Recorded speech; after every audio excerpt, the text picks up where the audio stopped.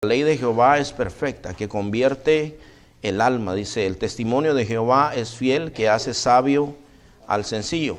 Los mandamientos de Jehová son rectos, que alegran el corazón. El precepto de Jehová es puro, que alumbra los ojos. El temor de Jehová es limpio, que permanece para siempre. Los juicios de Jehová son verdad, todos justos. Deseables son más que el oro, y más que mucho oro afinado, y dulces más que miel, y que la que destila del panal. Tu siervo es además amonestado con ellos. En guardarlos hay, fíjese esto, dice, grande galardón. ¿Quién podrá entender sus propios errores? Líbrame de los que me son ocultos. Entonces, hermanos, hoy vamos a meditar en la misma palabra de Dios, ¿verdad?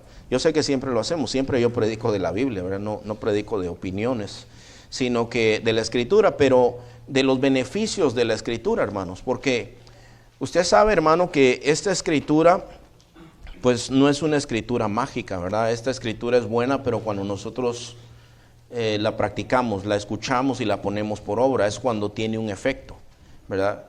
Antes nosotros pues teníamos a veces supersticiones respecto a la Biblia, ¿verdad? Pero ahora nosotros conocemos, hermano, la Escritura. Usted sabe que, por ejemplo, cuando fue el ministerio de Jesús aquí en la tierra, los enemigos más grandes de Jesús eran los que más conocían las Escrituras en aquel tiempo, que eran los escribas. Ellos les decían escribas porque ellos escribían, pero eran tan estrictos, hermanos, en hacer esas copias, que usted sabe que en ese tiempo no había imprentas como hay hoy. Entonces eran tan estrictos, hermano, que ellos incluso hacían una cuenta de todas las letras, y si a ellos no les cuadraba el tipo de letras, rompían, no importa cuánto tiempo ellos se habían tardado en hacer una copia, la rompían, la tiraban y hacían una nueva. Si caía una manchita de tinta, la tiraban, porque decía, no sea que se contamine la palabra. Usted sabe que una tilde puede hacer que diga otra cosa, ¿verdad? Una coma puede ser que diga otra cosa.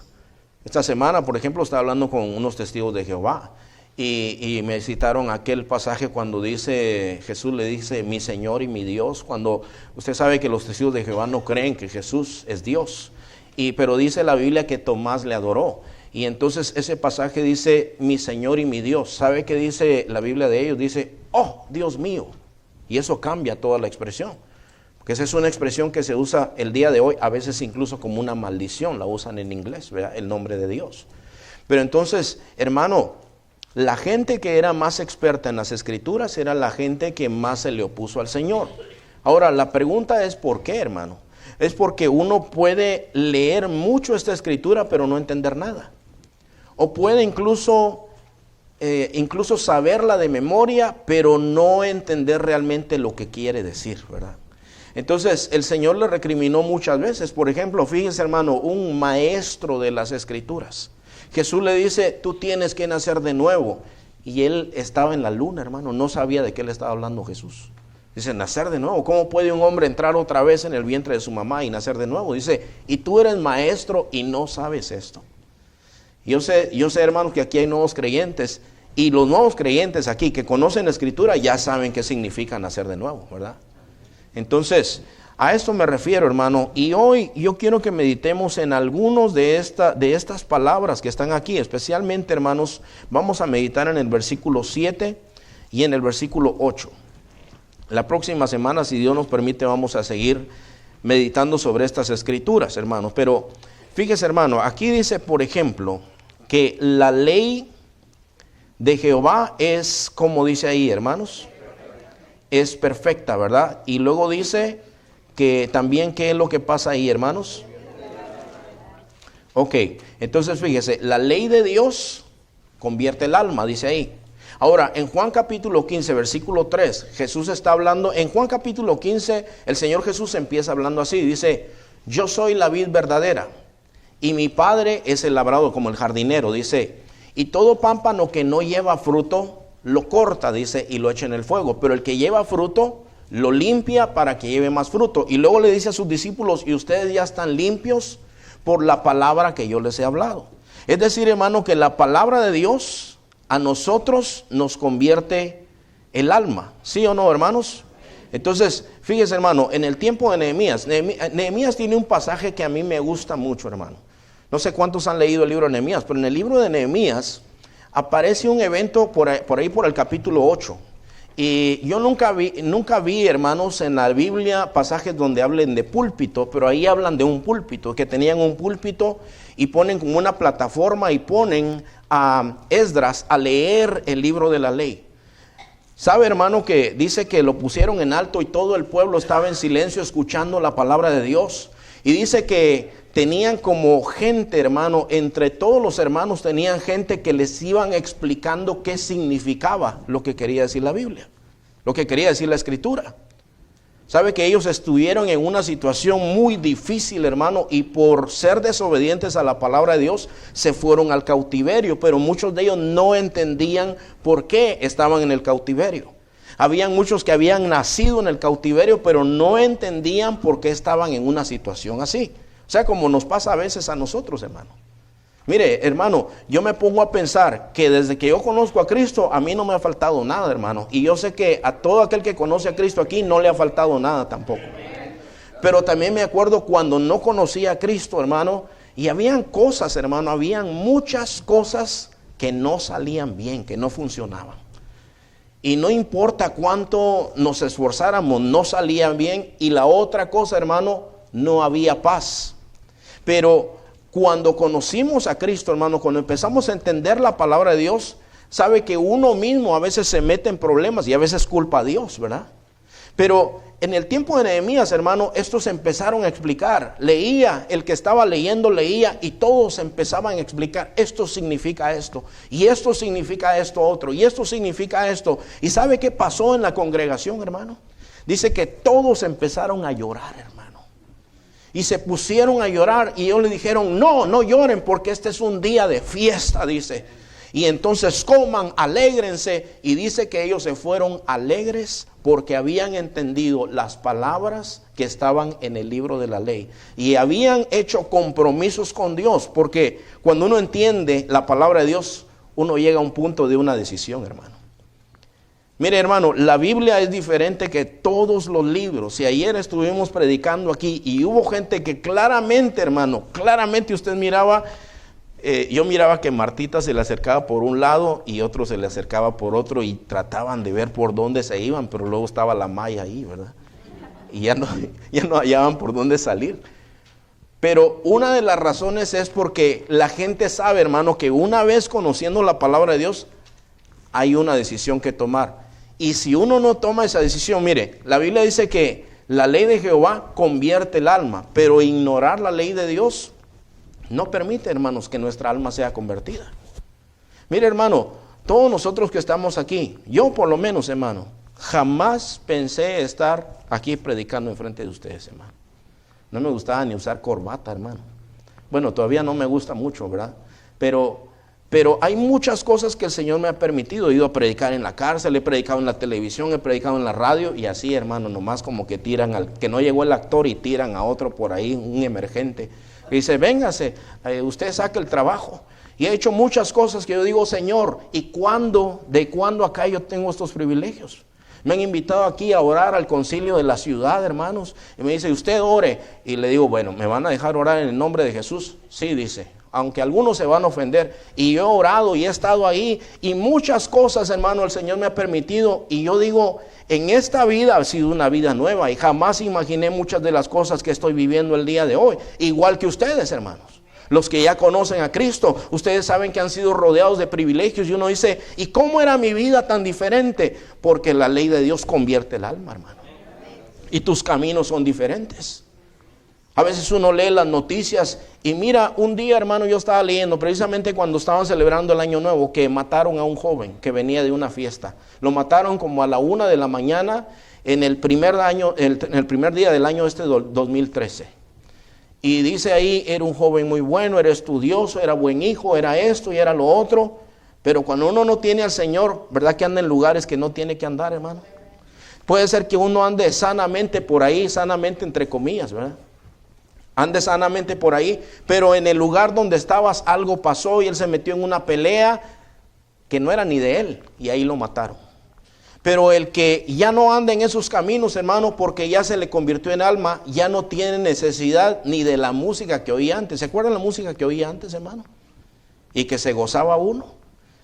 Esta semana estábamos hablando un poquito de la música también, porque la música tiene un efecto en nosotros. Y yo tenía una música, hermano, que yo amaba esa música. Música no cristiana, música que no edificaba. Entonces yo decía, esta música es mi tesoro. A mí ningún pastor me va a quitar mi música. Y ya era cristiano yo, hermano. Nada más que era nuevecito, ¿verdad? Apenas estaba empezando a caminar. A mí ningún pastor me va a quitar mi música.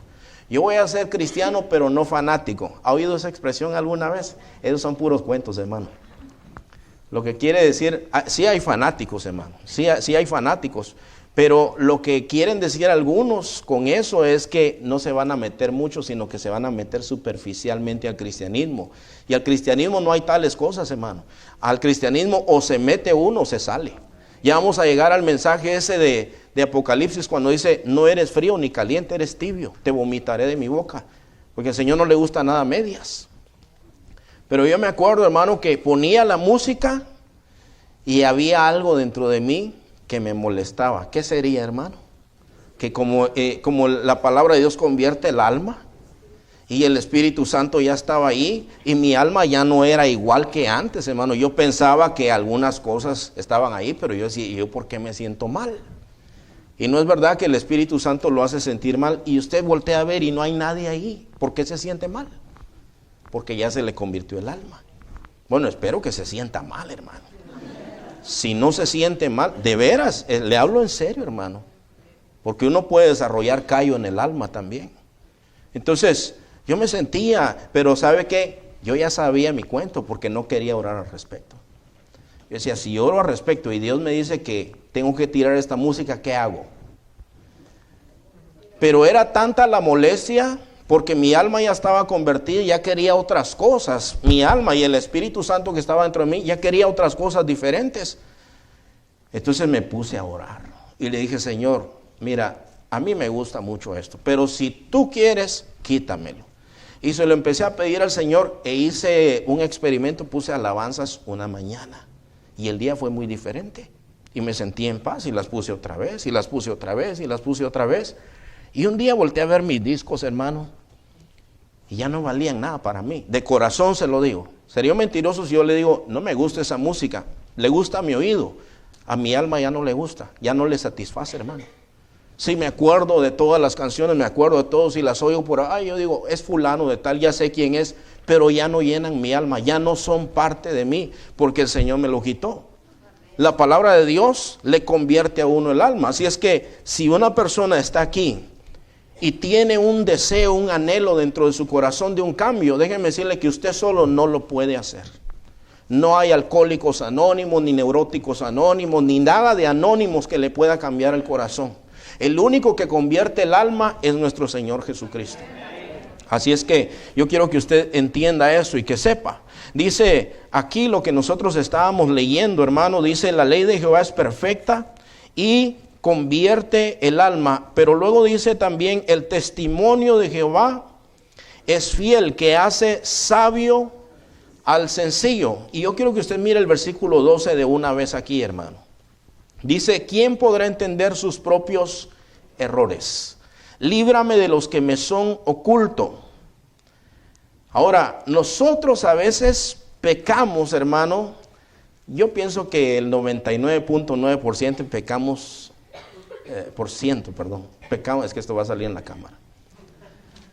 Pecamos sabiendo lo que estamos haciendo, ¿verdad?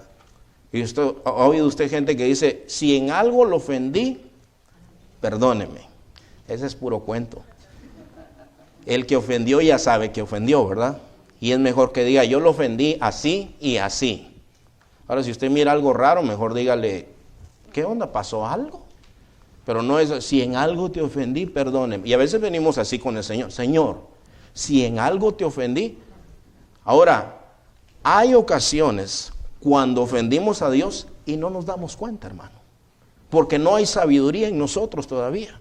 Pero aquí dice que el testimonio del Señor hace sabio al sencillo. Entonces escuchen, jóvenes, una posible traducción para sencillo es a los jóvenes. Entonces, fíjese, hermano, la Biblia dice en el libro de los Proverbios que la necedad viene ligada al corazón del muchacho. O sea, aquí tiene un niño, el hermano, y acabamos de presentar a una niñita, ¿verdad? La necedad ya viene ligada a ellos. Cuando lleguen a teenagers, vas a ver, hermano. ¿Se acuerda cuando usted era teenager y miraba a sus papás y decía, estos viejos están más pasados de moda? Están más locos y más tontos. ¿Qué quieren que llegue a la casa a la 1 de la mañana nada más? Están locos. Todos mis amigos, pero el papá de aquel, él es cool. Porque él amanece con ellos tomando. ¿Verdad? Así piensa uno, hermano. Dice la Biblia que la necedad viene ligada, viene junta con el corazón del muchacho. Ahora dice que el testimonio del Señor hace sabio al joven también. Y al viejo también, hermanos. Hace sabio al sencillo. Ahora, en el versículo 12 dice, ¿quién podrá entender sus propios errores? Líbrame de los que me son ocultos. Esta semana comenzaron la escuela mis hijos. El uno decía, ¿hasta ahorita, pastor? Sí, hasta ahorita acaban de comenzar esta semana. Es diferente, un poquito diferente el calendario de ellos, ¿verdad? Bueno, la cuestión es que estaban diciendo, entre las cosas que decían, no sé cómo decían los otros niños, pero los míos decían, la escuela es una maldición, decían. No, le digo, la escuela es una bendición. Eso es lo que tú piensas, me decía. Pero la escuela is not fun. Y luego decía, ¿y cuándo? ¿Y qué si yo pudiera hacer esto? ¿Y qué pudiera hacer lo otro? Pero luego se terminó el primer día de escuela, dije yo estuve orando. Yo siempre oro por ellos, yo oro por los niños también, los jóvenes que van a la escuela. Y ya cuando lo recogí dije, a ver qué noticias traen. La escuela estuvo excelente, me dice. Y como yo paso en la línea, paso recogiendo uno y el otro, así me los ponen, ¿verdad? Pasé uno y bueno, ya uno ya pasó la prueba, dije. ¿Qué pasó? ¿Cómo te fue? Buenísimo, dice. Este nuevo profesor me gusta, dice. Y a la otra, ¿y a ti cómo te fue? De maravilla, yo amo la escuela, dice. Ahora, fíjese, hermano, cuando uno se pone a pensar en eso, hay bendiciones que vienen a nuestra vida, que a veces uno las toma como una maldición y no lo son, hermano. Y a veces uno no se da cuenta, hermano, pero aquí dice, líbrame de... ¿Quién podrá entender sus propios pecados? Líbrame de los que son ocultos. Ahora, fíjese, hermano, dice el testimonio de Dios. Ahora, fíjese, hermano, en la Escritura, en el Antiguo Testamento, se utilizaba el tabernáculo, ¿verdad? Que era un edificio provisional en donde ellos adoraban al Señor. En ese edificio habían 3 áreas y en una de esas áreas ellos tenían un cofre, hermano, parecido a un baúl de oro, hermano. Bueno, era de madera y forrado de oro y con una tapadera de oro y tenía unos ángeles. A esa caja tenía varios nombres, pero uno de los nombres que tenía era el arca del testimonio. Pero yo quiero que usted busque, hermano, en Hebreos capítulo 9, versículo 4, para que usted mire, hermano, qué era lo que contenía esa caja, hermanos. Hebreos capítulo 9, versículo 4.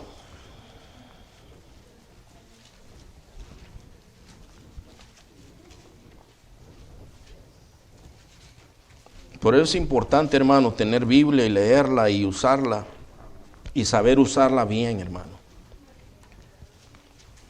Pablo le dijo a Timoteo que fuera un obrero que usaba bien la palabra, porque hay unos que usan mal la palabra, ¿verdad, hermanos? Para justificar sus cosas, usan la Biblia, hermanos. Andaba uno por ahí con varias mujeres y decía que él era como David, dijo. Yo soy como David, como Salomón, a mí me gustan las mujeres. Pero David era un hombre conforme al corazón de Dios, yo también, dice. ¿de veras? Bueno, ese lo va a juzgar el Señor. Bueno, dice en el versículo 4, capítulo 9 de Hebreos, y el arca del pacto, Eso no es el principio del versículo, pero busque dónde estoy ahí, hermano. ¿Ya lo encontró? Y el arca del pacto cubierta de oro por todas partes. ¿Lo encontró? Versículo 4, 9:4. Es que no es el principio del versículo. ¿Ya lo vieron? Ah, bueno. Y el arca del pacto cubierta de oro por todas partes, en las que estaba una urna de oro que contenía, ¿qué cosa? Fíjese, hermano, ¿qué contenía? Primera cosa que contenía, el maná. ¿Qué era el maná, hermanos? Ok, el maná es una comida. Entonces, escuche bien. Dice, los testimonios de Jehová, dice, hacen sabio al sencillo, ¿verdad? Entonces, fíjese, hermano, ¿qué es un testimonio? El testimonio es alguien que da fe de algo que sucedió, ¿verdad? O sea, de ahí viene la palabra testigo, ¿verdad? Testigo, testimonio. Se dio testimonio de cómo sucedieron las cosas. Ahora, en el arca, hermano, del testimonio, también se llamaba el arca del testimonio, estaba una cuestión, una vasija que tenía el maná. Ahora, el maná, hermano, el Señor se los dio en un tiempo de que ellos tenían deseo y tenían necesidad de comer.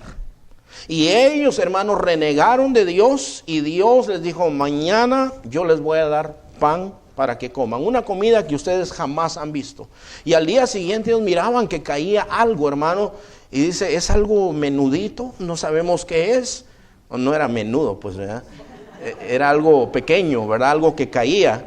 Y entonces dice que ellos lo juntaban y Dios les dijo, miren, ustedes van a juntar lo que necesitan para el día.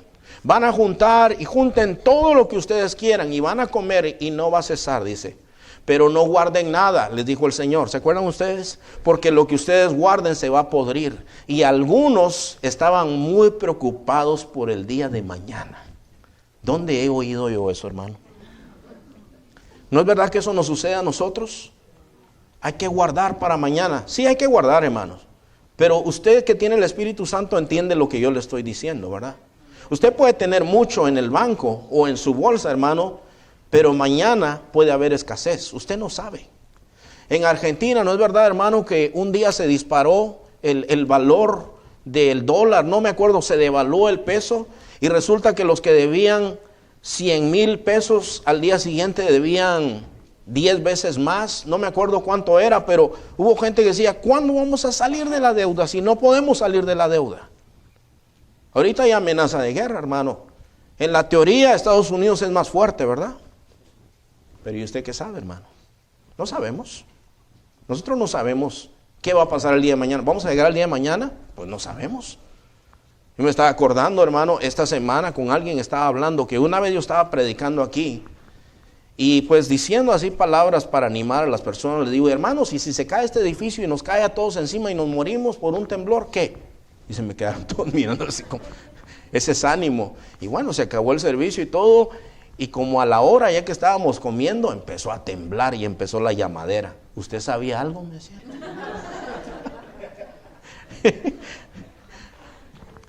No sabemos si vamos a llegar a mañana, pero la cuestión es que el Señor les dijo a ellos, coman lo de hoy. Mañana yo les voy a dar lo que ustedes necesitan. Y el viernes, dice, como el sábado es día de reposo, el viernes les voy a decir que ustedes no solamente recojan para hoy, sino para mañana también. Si salen a recoger el sábado, no hay. El sábado no va a caer comida del cielo. Y entonces, hermano, ellos guardaron el del sábado, el del viernes para el sábado, y no se pudrió la comida. Y ellos, ¿sabe qué entendieron, hermano? Que Dios era poderoso para proveer a todas sus necesidades. ¿Y qué estaba en el arca del testimonio? Maná. ¿Y qué les iba a recordar a ellos, hermanos? El maná. El maná les iba a recordar a ellos que Dios es suficiente para proveer todas nuestras necesidades. Y ese es el mismo Dios que tenemos nosotros, hermano. Entonces, quiero que te acuerdes de eso, hermano. Dios es poderoso para proveer a todas nuestras necesidades. Quiero hacer una aplicación práctica porque puede ser que aquí haya alguien que tenga mucha necesidad y dice, en verdad yo no sé qué voy a hacer mañana. Hay una cuestión que dice uno de los salmos, dice, probad, gustad y ved que es bueno Jehová. Dichoso el hombre que confía en él. ¿No se te ha ocurrido, en vez de empeñar joyas o ir a pedir prestado, clamarle al Señor? Pedirle al Señor y decirle, Señor, esta es la necesidad que yo tengo. Yo te digo, prueba al Señor, ora con fe, y el Señor te puede responder a tu necesidad.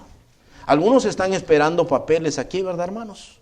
Algunos están buscando una manera de arreglar papeles y dicen, ¿cómo le hago? Pero mire, ya me desahuciaron todos los abogados. ¿Y qué te importa a ti eso? Si Dios puede hacer todas las cosas. Si tú puedes orarle al Señor y Dios puede abrir una ventana solo para ti, hermano. Dios tiene poder, hermano. Pero a veces nosotros tenemos un montón de necesidades y vamos al vecino, al amigo a empeñar cosas y el único que no acudimos es a Dios.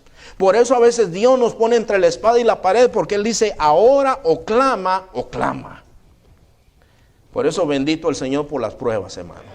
El altar se llena cuando hay pruebas, cuando hay necesidades, hermano. La casa de Dios se llena cuando hay necesidad. Si no, vaya a ver en Guatemala, cuando fue la guerra civil y luego el terremoto, se murieron como, no me acuerdo cuántas personas, miles de personas, hermanos. Decenas de miles de personas murieron allá en Guatemala. El evangelio empezó a prosperar, hermano. La gente decía, necesitamos a Dios en medio de las pruebas y de las luchas. Entonces, hermano, el arca del testimonio tenía el maná. ¿Y qué le enseña al simple esto? Los testimonios del Señor hacen sabio al sencillo. El sencillo puede decir, pues yo estoy confiado porque yo sé que la palabra de Dios dice que mi Dios me va a suplir a mí. Y tal vez no tiene nada en el banco, hermano. No tiene ni un peso. Ahorita dice, si ahorita voy a ir a comer cereal recalentado allá a la casa, dice usted. No sabe. Tal vez va a ir a un banquetazo tremendo y ni sabe. Entonces, hace sabio al sencillo. Pero ¿qué otra cosa tenía el arca del testimonio, hermano? Contenía el maná. También contenía, ¿qué otra cosa, hermanos? La vara de Aarón. Déjenme ver aquí una referencia que tengo aquí, hermano, para darles... Esta historia empieza en Números 16. Cuando usted vaya a la casa, léelo. ¿Está bien, hermano? ¿Lo va a leer? No me diga que sí, si no lo va a hacer. ¿Okay? Es para su beneficio. En Números 16, 17, usted va a encontrar una historia, hermano, que es una historia bien tremenda. Y yo digo, ¿por qué el Señor dejó esto ahí en el arca del testimonio? Pero estaba la vara de Aarón que floreció. Ahora, esa historia, hermano, consiste, usted sabe que los líderes del pueblo de Israel eran dos, ¿verdad? Bueno, era uno y el otro era su voz, ¿verdad? De Moisés. Moisés y su hermano Aarón, porque Moisés dijo, yo no sé hablar. Le dijo, yo te voy a poner a Aarón y Aarón va a hablar por ti. Y después el Señor pone de sacerdote a Aarón, ¿verdad? Entonces está Moisés y Aarón. Pero se levantó un impío por ahí que se llamaba Datán. Estaba Coré, Datán y Abirán. Eran los tres chiflados que se levantaron ahí, hermano. Y fueron a hablar y levantaron a otros por ahí, hermano, que estaban molestos. Y entonces le dijeron, a ver, ¿y por qué? ¿Y nosotros no tenemos el Espíritu de Dios? Sí, decían aquellos. ¿Y por qué ellos nos mandan? Sí, ¿por qué? Vamos a reclamarles nuestros derechos. No, si la iglesia no es política, hermanos. La iglesia es otra cosa diferente. Entonces fueron y hablaron con Moisés y Aarón y le dijeron, estamos hartos de ustedes. No los queremos de líderes ya. ¿Quién se creen ustedes que son? Nosotros también tenemos el Espíritu de Dios. ¿Verdad que sí, muchachos? Sí, decían nosotros, ¿verdad? ¿Verdad que sí? Sí, no los oí. Sí.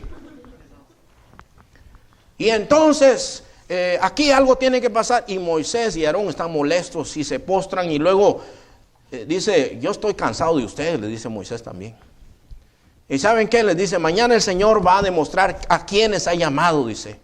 Y entonces dice, como estos eran también de un linaje de sacerdotes, hermanos. Solo en la familia de Aarón ellos venían de la tribu de Leví. Y solo de esa tribu podían ser sacerdotes. Y ellos decían, nosotros también somos levitas. ¿Y ustedes creen que solo ustedes? Hermano, el Señor escoge al vaso que Él quiere. Aquí escogió uno de Guatemala, hermano. Y a Él se le dio la gana hacerlo. ¿Y qué va a hacer usted? Pues si protesta, puede protestar porque vivimos en una democracia, hermano. ¿Verdad? Pero yo me voy a mi casa y usted se puede quedar protestando aquí. Ese no es mi problema, ¿verdad?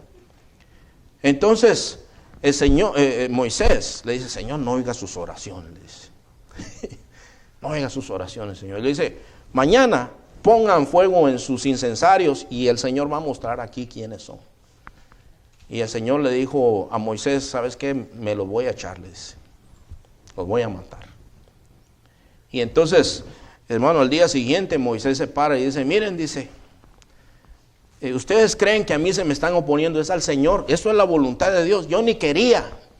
Ya que él andaba allá como pastor de ovejas, a él lo llamó el Señor, hermano. A él lo llamó el Señor. No fue voluntad de él. Él quiso libertar al pueblo de Dios y un día fue y mató a un egipcio. ¿Y qué? ¿Lo respaldó Dios? No, porque no era ni con espada ni con ejército, hermano. Y cuando el Señor los sacó de Egipto, no se murió ni uno, hermano. Y cuando ellos salieron por la voluntad de Dios, como líder Moisés, no se murió ni uno, y los egipcios le tenían tanto miedo a los israelitas, hermano, que cuando ellos salieron les dijeron, aquí están los anillos y los aretes, y llévense todo, pero váyanse. Y salieron con riquezas ellos de Egipto, hermano. Egipto tenía un gran ejército y ellos no tenían ni palos, hermano. Y entonces le dice, Señor, hoy va a demostrar el Señor a quién es el que llamó. Y entonces dice el Señor, los voy a matar. Dice, apártense de ellos. Dice, Moisés dice, si estos mueren como mueren todos los hombres, Dios no me ha mandado. Pero si mueren, que se les abra la tierra y se los trague vivos, entonces Dios me ha llamado a mí y a Aarón. Y entonces dice que la gente se asusta, hermano. Y dice, apártense todos de donde están esos hombres y de todos los que los siguieron, los que decían, ¡hey! Apártense. Y dice, hermano, que se les abrió la tierra y los tragó. Y todo el pueblo tuvo temor. Tuvo temor el pueblo, hermano. Si usted viera una cosa así el día de hoy, ¿tendría usted temor, hermano? Yo creo que sí tendríamos temor. Pero ahí no se acabó la cosa. El santo pueblo de Dios al día siguiente empieza a murmurar otra vez contra Moisés y Aarón. Y dijeron, por la culpa de ustedes se está muriendo el pueblo. Ustedes tienen la culpa. Sí, decían otros ahí. Otra vez, hermano. Ustedes tienen la culpa. Y entonces vino una mortandad. Murieron de ellos, ahorita le digo yo, hermano. Ahí no miro yo el dato aquí, pero eran, si no me equivoco, eran como 14,700 de ellos, hermano. 14,700 están en números 16 y 17. Y Moisés y Aarón empiezan a pedirle al Señor, Señor, ten misericordia, no los mates, Señor, y paran la mortandad. Ahora, después de que paran la mortandad, dice, ok, dile a los 12 jefes de las tribus que cada uno ponga una vara de almendro. Y entonces la van a poner frente al arca del testimonio. Dice, y que le pongan nombre a cada vara. Al día siguiente dice, una de las varas va a ser diferentes. Y la vara que ustedes miren, esa fue la que yo escogí. Y entonces al día siguiente encontraron que la vara de Aarón tenía flores y tenía almendras. Y entonces el Señor dijo, van a guardar esto como testimonio para los rebeldes. Ahora, déjeme preguntarle, ¿alguna vez usted ha sido rebelde con el Señor, hermano? ¿O solo yo? Yo he sido rebelde con el Señor. Pero ¿por qué se quedó la vara de Aarón dentro del arca del testimonio? Y la Biblia dice que los testimonios del Señor hacen sabio al sencillo. Porque el Señor necesitaba recordarles, ¿se acuerdan ustedes cuando se levantaron contra el Señor y fueron rebeldes? Miren la vara, aquí está la prueba. Y les contaban la historia y ellos decían, ¿qué decían, hermano? Que hace sabio al sencillo. No ande maldiciendo al presidente, ore por él, hermano. Los líderes que están aquí también, algunos dicen, mire, a veces yo le llamo la atención a algún niño y se enojan, dice. No se enoja, hermano. Para bien de todo se hace la cosa, hermano, para que haya orden, para que haya seguridad. Para que haya orden, para que haya seguridad. Amén, hermanos, muy bien. Entonces, mire, hermano, esta era la otra cosa que contenía el arca del testimonio. ¿Qué más contenía el arca del testimonio, hermano? Dice, las tablas del pacto, ¿verdad? Contenía 3 cosas. Contenía una vasija con maná. ¿Y qué les enseñaba con eso el Señor? Los testimonios del Señor son fieles, ¿verdad? ¿Qué les enseñó? Que Dios me puede proveer para mis necesidades. La vara de Aarón que reverdeció, ¿qué les enseñó? Sométete a las autoridades. La otra cosa, las tablas del pacto o los mandamientos del Señor. Amén. Ahora, hay una tercera cosa, hermano, que yo quiero que miremos nosotros ahí mismo en el Salmo 19, porque hoy no nos va a dar tiempo para meditar en todos los versículos que leímos, hermano. Solamente estamos meditando en el versículo 7 y parte del versículo 8. Ahora dice el versículo 8. ¿Están ahí, hermanos? Los mandamientos de Jehová son rectos, que alegran el corazón. Ahora, mire, hermano, no es verdad, y déjeme preguntarle esto, no es verdad que cuando hay leyes buenas, el pueblo se alegra. Eso no lo conocemos nosotros, hermano. Aquí en este mundo casi no conocemos nosotros eso. Nosotros leemos, vemos videos de un sistema legal corrupto. En Guatemala, hermano, hubo un escándalo grandísimo con el sistema de las prisiones allá. Hicieron un cateo, le llaman a eso, ¿verdad? Cuando entran y empiezan a revisar. Tenían, hermano, televisores de plasma, Xbox, Nintendos, mesas de billar. Metían mujeres, salían ellos, se volvían a meter a la cárcel desde ahí. O sea, y encontraron todo eso y decía, ¿y cómo pueden estos vivir si aquí es un castigo? Ahora, ¿qué piensa el pueblo de eso, hermano? Está alegre el pueblo, ¿verdad? ¿Qué quiere hacer el pueblo? Empieza a hacer manifestaciones, a quemar buses, a quemar un montón de cosas. Pero fíjese, hermano, el mandamiento es algo que el Señor nos instruye y nos dice, esto se hace y esto no se hace. Por ejemplo, hermano, dentro de los mandamientos del Señor dice, no cometerás adulterio. Honra a tu padre y a tu madre. No codiciarás nada que sea de tu hermano. Y estas leyes, hermano, algunas leyes eran leyes fuertes, hermano, leyes duras. Algunos se escandalizan con la pena de muerte, pero sabe que la pena de muerte está en la Escritura. Y quien instituyó la pena de muerte fue el Señor Dios. La ley, hermano, no está... El que cumple la ley no se tiene que preocupar de nada. Pero el que rompe la ley se tiene que preocupar. Usted ha visto, hermano, en unas mallas donde está un rótulo así rojo que tiene una calavera. Y luego dice así en letras, casi siempre en un fondo amarillo, dice peligro, alto voltaje. ¿Qué quiere decir eso, hermano? Pues en griego quiere decir peligro, alto voltaje. No toque o se muere. ¿Y qué si alguien dice, pero yo quisiera pasar, yo quiero tocar y va y toca, ¿qué le pasa? Se muere, ¿verdad? Se achicharra ahí, se acabó. Entonces, los mandamientos de Dios, hermano, fueron puestos para bendición y para seguridad de nosotros y de todas las personas.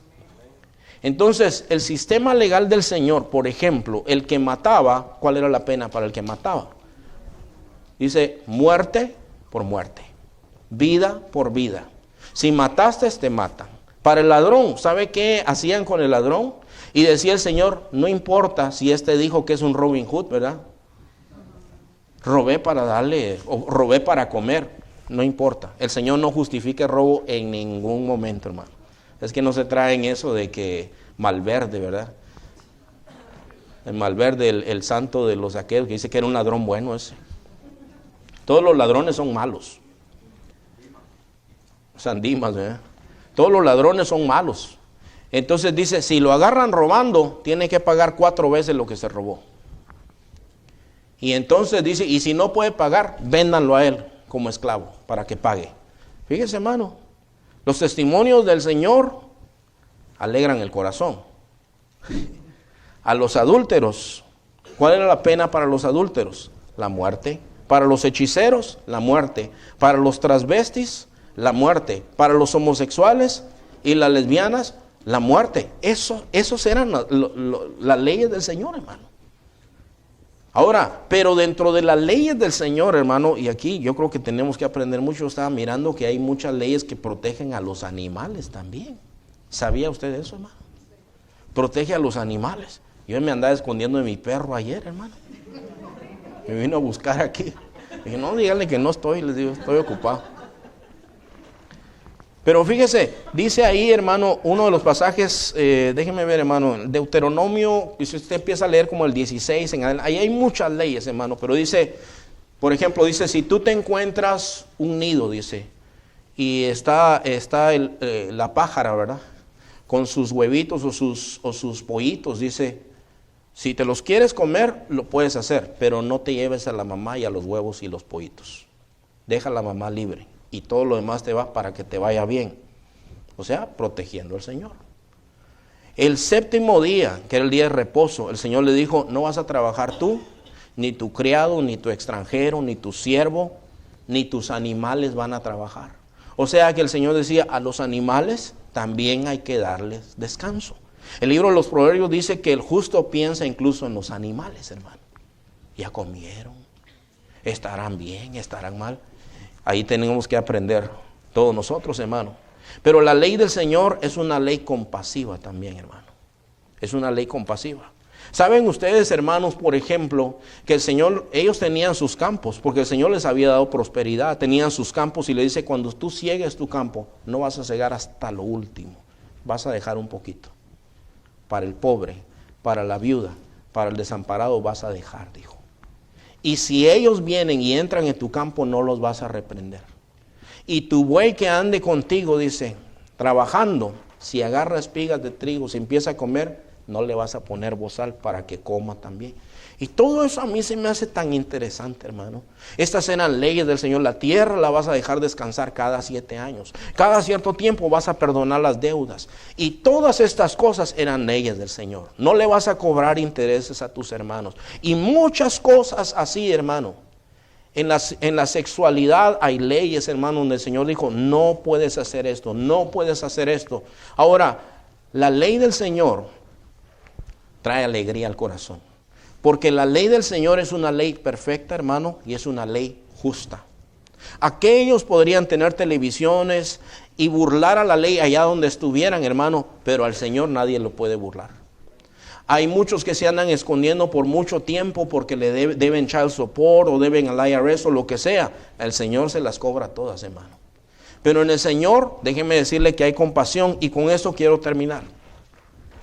Hay en la Biblia la historia de una mujer, hermano, que esta mujer fue sorprendida en el acto del adulterio. No trajeron al hombre, solo a la mujer, ¿verdad? Porque de acuerdo a ese pecado y a la ley, hermano, el hombre y la mujer que cometían adulterio tenían que morir y su sangre era sobre ellos, así dice la Biblia. Lo que quiere decir que los apedreaban, porque los mataban a pedradas, los que los apedreaban decía no van a tener culpa, ellos mismos van a llegar su propia culpa.